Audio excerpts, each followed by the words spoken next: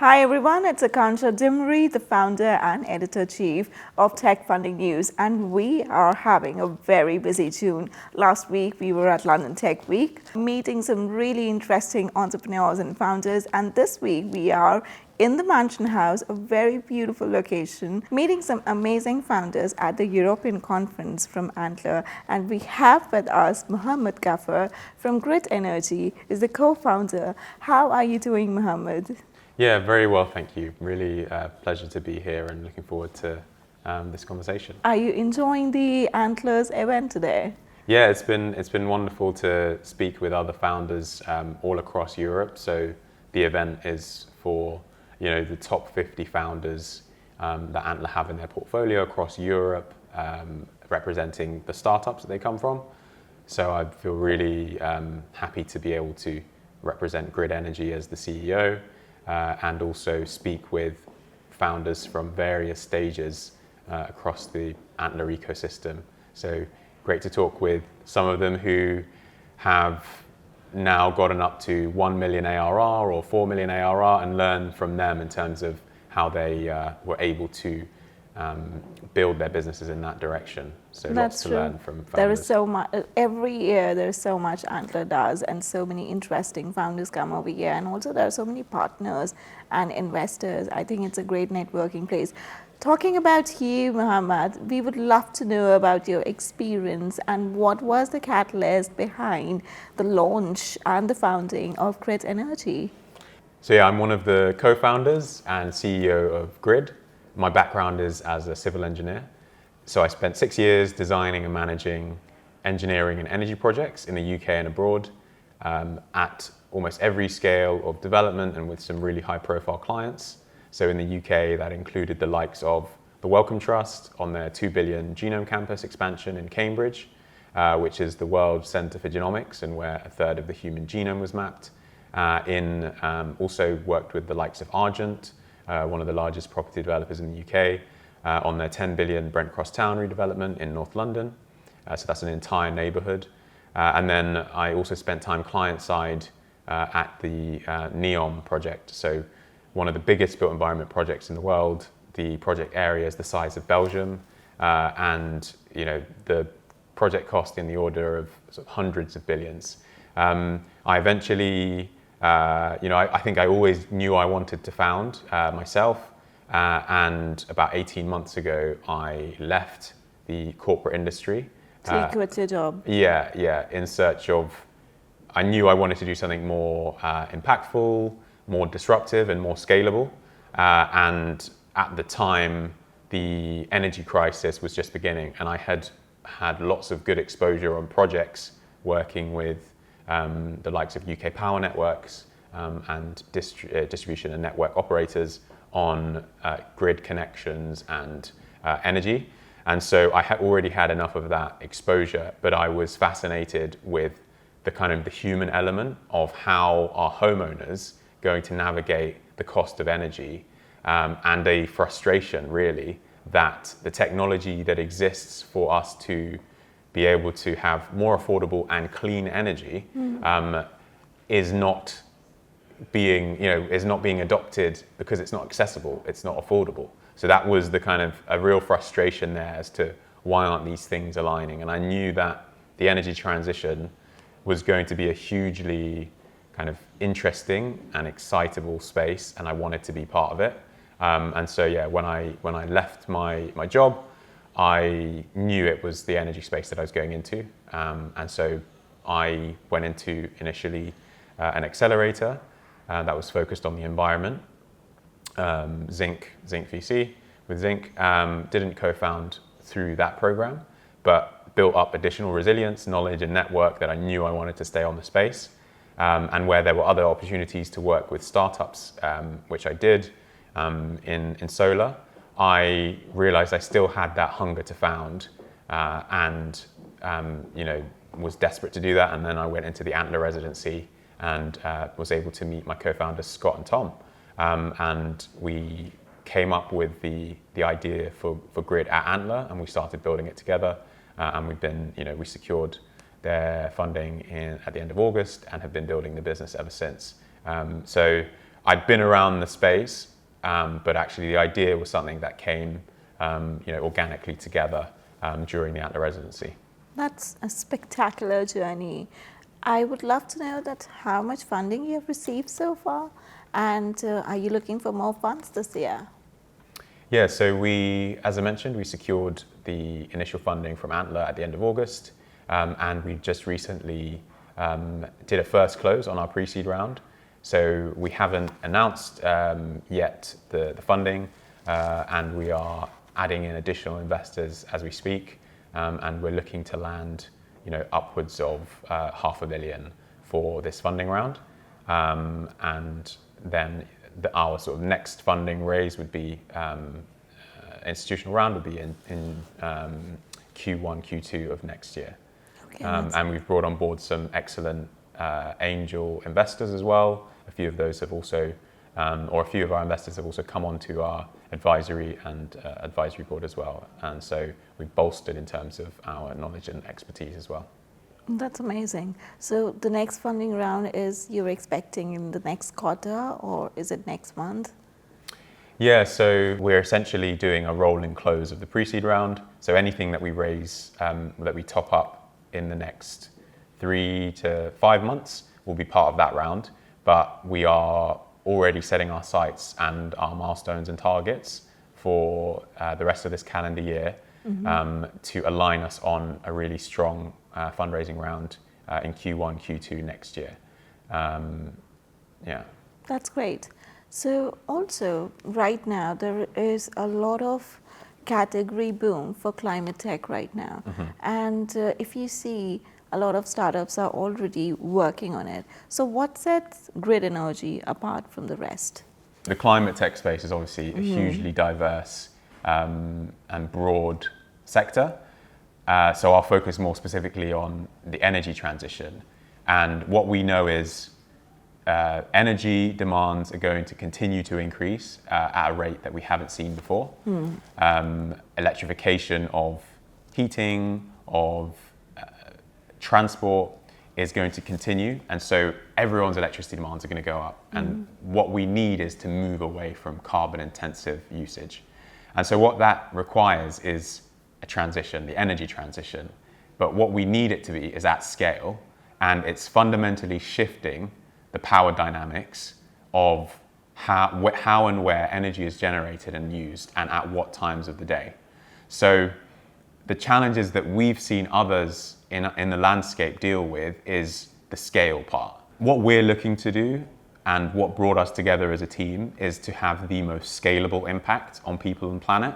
And the way that we do that is we are working with property developers, primarily in the new build sector. And so what that does is it leverages a few key things which enables us to make use of our unfair advantage as a team.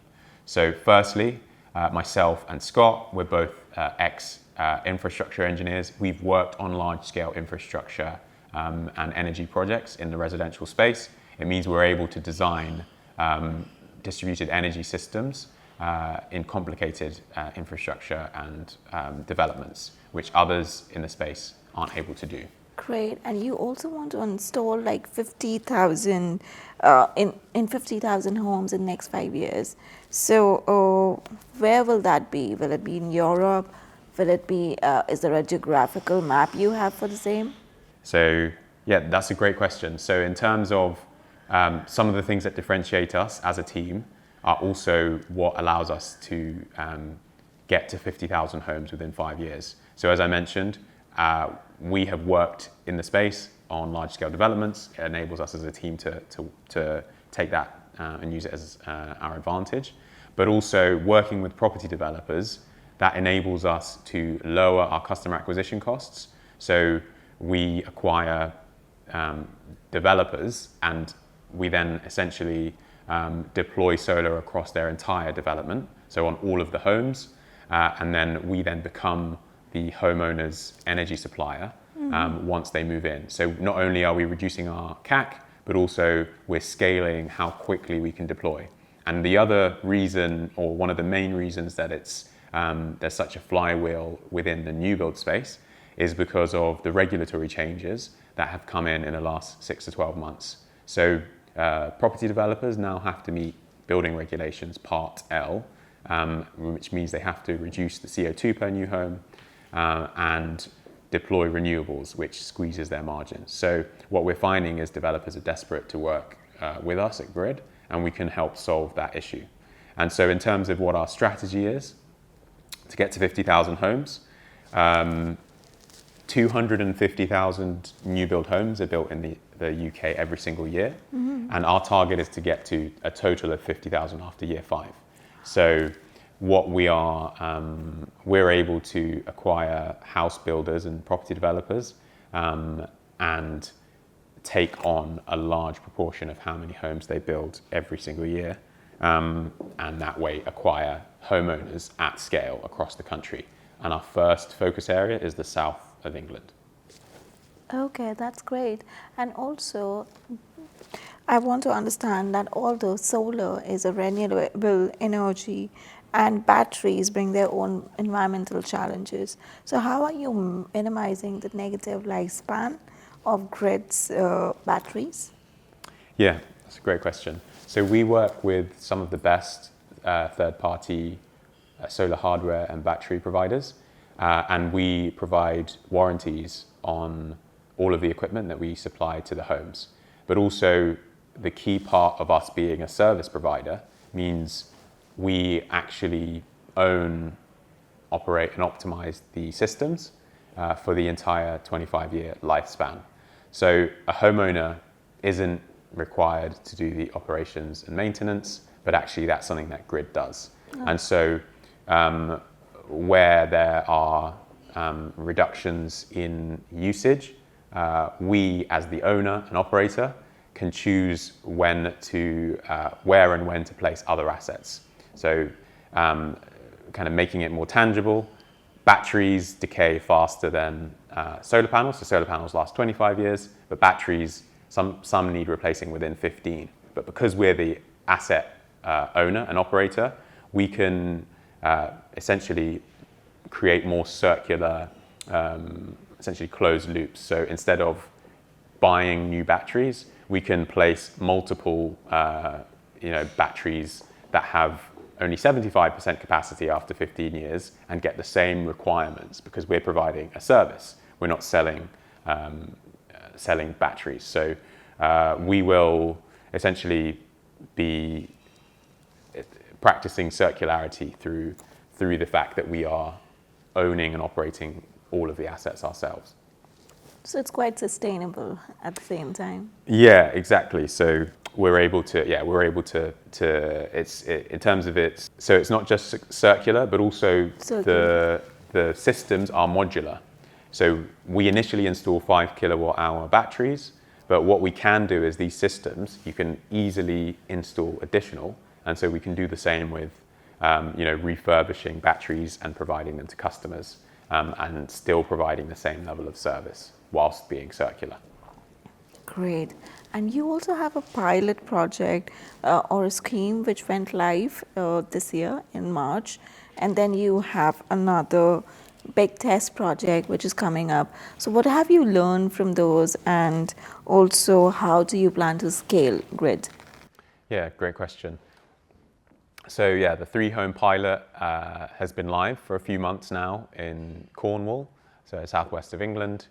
That was with a small property developer, and since then we've had homes, on our monthly subscriptions for solar energy, and it's been a great learning experience in terms of the data that we are getting out of that, but also we are using that and leveraging it to build the first version of the customer app.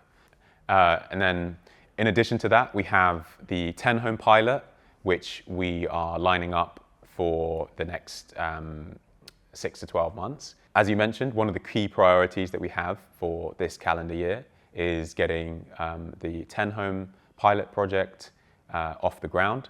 And so we're working with one property developer and looking to bring on additional developers to work with them through that and increase our ability to bring on customers, bring on homeowners. That's great. And also talking about some partnerships for 2024, are there any announcements you're planning to make which you would like to discuss with us?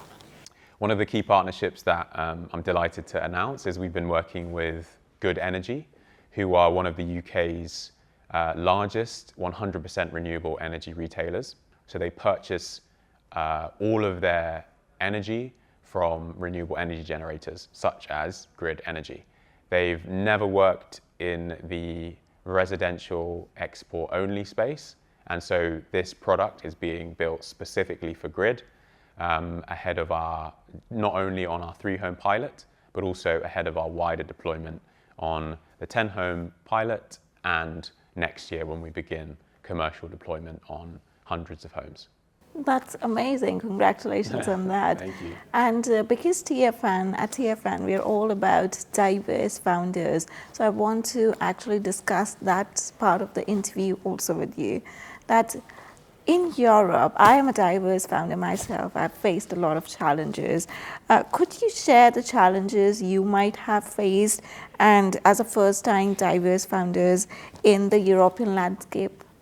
Yeah, no, that's an excellent question. I would say, being a startup founder is all about being able to take risks, calculated, but ultimately it's about risk taking. I would say that being able to take those risks can be extremely challenging for diverse founders, particularly from low socioeconomic backgrounds. In addition to that, it's also the realities of, the funding gap. So I'd say programs like Antler, Entrepreneurs First, and Zinc, they're great entry points for first-time founders or founders from diverse backgrounds to essentially build their resilience, build their desire and conviction to build a high-growth, VC-backable startup in an environment where they'll have access to peers, access to mentors, and access to funding. And those are great ways of getting yourself on the founder path. That's kind of the barrier to entry in terms of even just getting on to the conveyor belt, or just getting into the space is the first challenge. I would say once you're in, it's like there's a lot that you have to learn very fast. And I think that one of the learnings was you have to be able to sell yourself. Ultimately, as a founder, you're constantly selling. If you're not selling to potential co-founders, as you're a great co-founder, or this is the area and space that we should be working in, and this is why it's exciting, you're selling to investors, you're selling to stakeholders, you're selling to customers, you're selling to partners. So it's constantly selling. And I think one thing as diverse and marginalized founders, it's so easy to be too humble and undersell yourself and your experience. And it's, it's actually, it can hinder progress if you aren't able to accurately sell your experience and the value that you have as, an individual and a business founder and leader. And I would say, that also is particularly important when it comes to navigating subconscious bias, which, definitely does exist, whether that's in the investor world or within founding and within mentorship. It's a constant, I think people forget how useful it is to be able to have people in front of you that you can relate to and have similar backgrounds and experiences and got to the place that you want to. And so we know the challenges, not just of entering the space, but to actually get institutional funding for diverse founders. Obviously there's a big drop off, and that means that the number of people that diverse founders who are just starting out can be like, oh yeah, this is somebody that has taken a similar journey to me, is a lot smaller. So I think it's about, we do ourselves an injustice when we sell ourselves short, and we have to be able to sell ourselves the best of our ability, because that's how we're gonna, excel and have more diverse founders coming in that can look look up and see, wow, this is how this person made it on their journey. Yeah, that's true. I feel UK is quite diverse. I feel Europe is still catching up, and there is a big funding gap, especially when there is a female diverse, female ethnical minority, and I think the challenges just increase. But yeah, a lot is being done at the same time. But I have learned a lot during my journey, and I wish that, oh, I should have done that in a better way. What is it that you have just experience and you said that, oh, I wish I knew that before, and what is the advice you would like to give the tech founders who are looking for funding, or any advice you would like to share? Speed of learning and execution is always going to be the key as a founder. You have to, those are kind of, your time is your biggest resource, and you have to be able to utilize it as best as you can on a highly uncertain and risky journey. And I would say one way that you can find the kind of accelerator paths is leverage people who have gone through experiences that you're looking to be on. So I constantly am tapping my network, speaking to founders, particularly within the built environment, on their fundraising journey, or their, how they talk to talk to investors and do outreach, and there's such a knowledgeable people is tapping up your network and peers and mentors for the experience that they have. The sort of second piece of advice is to listen carefully, but to integrate selectively. It's something that actually Antler say. Everyone is going to have advice for you. Everyone's going to have 2 cents, but actually there's this balance with being a founder, that you have to be super, super stubborn and believe in what you are doing, but you still have to be able to listen to the noise and, recognize whether it's something that's worth integrating, or just kind of parking, or just completely just letting it go. I would say the only other 2 things are show up authentically. Like, it's one thing as a diverse founder to sit in a corporate and be like, I'm not comfortable showing up with who I am because the culture exists in this company. But you're a founder, and your culture, like who you are as a founder, will influence the business's culture. So if you don't show up as who you are not going to bring that person into the business. And the last piece of advice I would say is, conviction is really everything. The same way I said, be authentic to who you are in the culture you bring to the business, be authentic to who you are and what you want to do as being a founder. Just because you have a fintech background, if you hate fintech, don't do fintech. You have to have that conviction in yourself that this thing is going to work no matter what, and you can't fake that.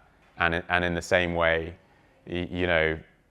that conviction is also, for some people, is what will help you to be ready to take that jump and become an entrepreneur. Because I think the other challenge is too many people spend time in the sort of wantrepreneur phase, which is you want to be one, but you're not, because you just can't take the risk. And at some point, you just have to. Otherwise, you'll spend, the rest of your life thinking about, what if I would have built an AI business in the AI boom, or did this in the, So I think that's probably the last bit of advice, is just seize the moment. Timing is everything, and there aren't always waves that repeat. That's true. Timing is everything. And listen, everyone, but do what you want and be yourself. So I really want to know that the system offers obvious benefits to homeowners with panels and batteries. But what benefits might their neighbors start to see as a result of living near a grid neighborhood? That's a great question. So having grid neighbors is excellent, as there is additional localized green energy being generated, and also battery storage. And what that does is it takes some of the pressure away from the traditional grid, which is becoming ever more constrained. So not only will homeowners in the neighborhood in the future have access to more local green energy. They will also be more protected from grid outages that will become more common as demand for electricity continues to increase and the need for investment into the traditional grid increases. So we, using grid energy's battery systems, homeowners are less likely in the neighborhood to have outages, as we will be supporting the traditional grid in providing flexibility and reducing the overall peak energy demand. Thank you so much, Mohamed, and thank you for your time, and best of luck for your funding announcement and your partnerships for Grid Energy. And you're doing a great job, and I hope you enjoyed the TFN interview. And thank you everyone who's listening to us over here. And we have 3 more founders to talk to who are really diverse and have great missions. So stay tuned to Tech Funding News. This is Akansha Dimri signing off for this episode. Thank you.